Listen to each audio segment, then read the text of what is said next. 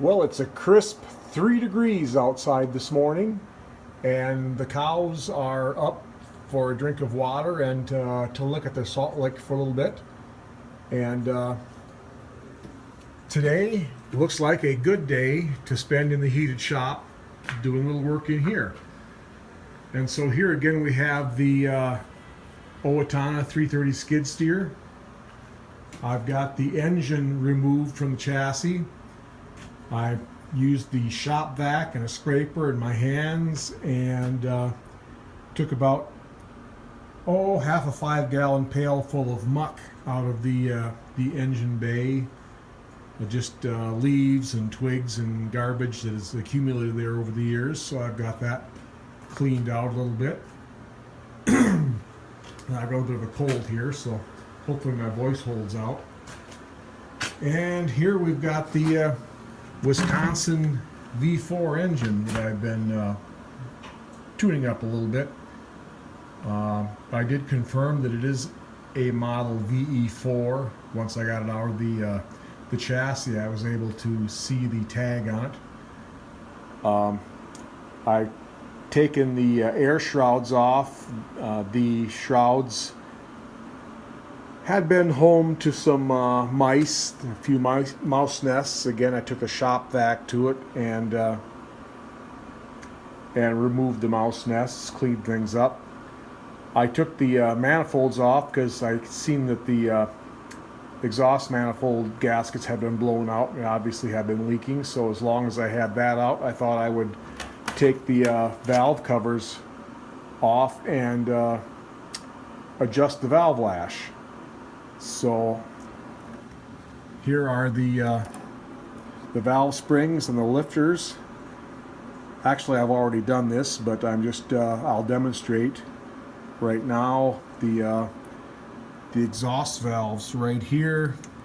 I've used the feeler gauge at 16 thousandths clearance on the exhaust valves, 8 thousandths clearance on the intake valve. To change the valve lash, we just there's a little adjuster here that screws in and out.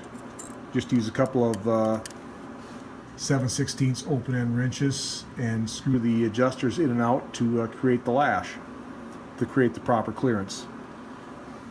So I've done that, and I have also checked the compression on this engine. I used my compression tester here. Again, I've already done that, but I'll set the camera down and just demonstrate a little bit how I did that.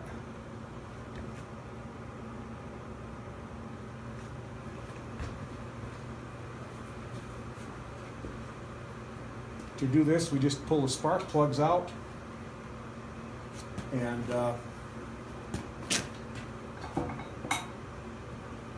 put the compression tester in the spark plug hole and turn the engine over a few times.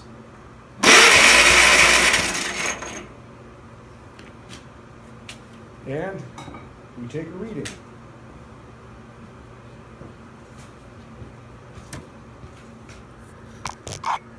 Pick the phone back up here again. And we're at 70 pounds of pressure. All 4 cylinders are pretty consistent at 70 pounds, with it not being started for a few years. The cylinder walls probably being a bit dry. That's pretty good. So the engine seems to be in pretty good shape. Walking over to the workbench now. When I took it apart in the previous video, I explained how I was concerned about the engine to hydrostatic coupler, and here is the sprocket that I was concerned about. As you can see, the teeth on this are just about worn completely off. So my diagnosis was correct. This is extremely close to failing. Again, this is the coupler that connects the engine to the hydrostatic pump on this. I went to my friendly John Deere dealer and was able to get a new coupler, the complete coupler, the sprocket that goes on the hydrostatic pump, the sprocket that goes on the crankshaft of the engine, and the chain that connects them together. So just for comparison here, you can see the difference in the teeth. This one almost completely worn off, and this one brand new. Also, when I took the engine apart, I was able to diagnose why it had quit running in the first place. The ignition rotor had fallen apart. When I took the distributor cap off, I found this laying in pieces in there. So obviously that's why it wouldn't run. Because the distributor is so difficult to access when the engine is in the skid steer, I decided to convert it to electronic ignition. So it should be maintenance free. I shouldn't have to access it while it's in there. I was kind of surprised that that option was available for this old Autolite distributor, but I did find out that this distributor was also used on a lot of antique cars. In fact, it was used on some 1950s era Willys Jeeps.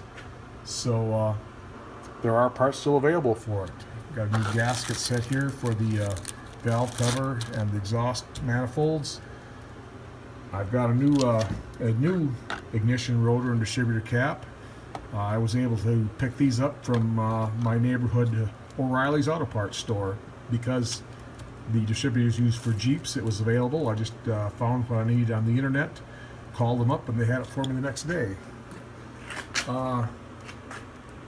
Another issue with the exhaust manifolds on the V4 Wisconsin engine, the exhaust side of the manifolds, this is the one intake port. The two end ones are exhaust ports. The exhaust sides, because the gaskets have blown out and because exhaust manifolds tend to corrode because of the heat and the gases, they were pitted and kind of corroded back. So what I did, I mixed up some JB Weld, which is a metal-based epoxy that mechanics use as kind of a liquid duct tape. It's good for fixing a lot of things that are broken. I put it on the exhaust ports, built it up a little bit, and used a flat surface and a piece of sandpaper to sand it all down even. So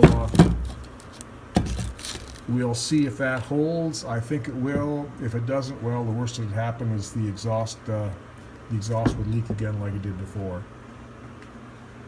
So we've made good progress. We've diagnosed some things, found out that the Wisconsin engine seems to be in reasonably good shape. So I will put things back together, get the manifolds back on, all the air shrouds, and get it all timed, get the electronic ignition installed, and hopefully in a few days I'll have it running, and when I start it up again, I'll make another video. So everybody keep warm.